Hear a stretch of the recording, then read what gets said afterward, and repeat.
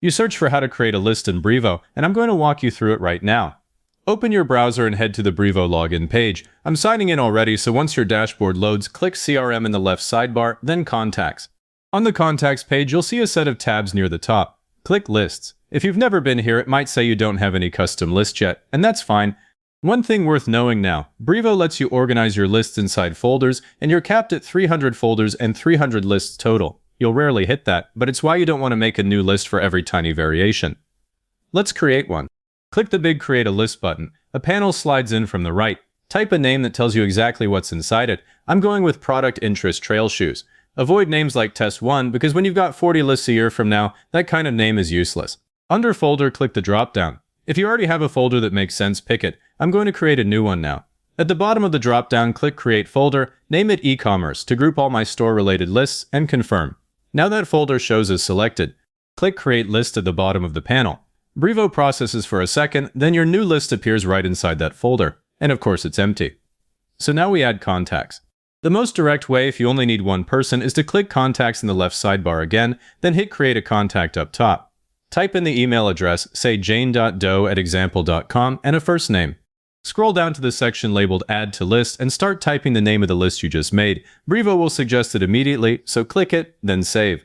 That contact instantly belongs to your new list. For a batch, importing is much faster.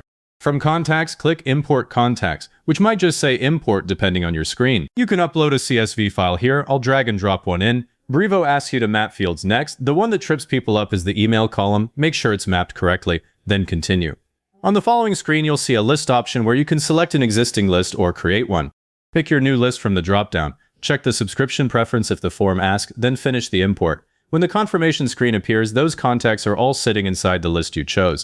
If you already have contacts in Brevo that should go into this new list, you don't re-import them. Go to Contacts, use the search bar or filters up top to narrow down who you need. Tick the checkboxes next to each contact, then click the lists icon in the bar that appears.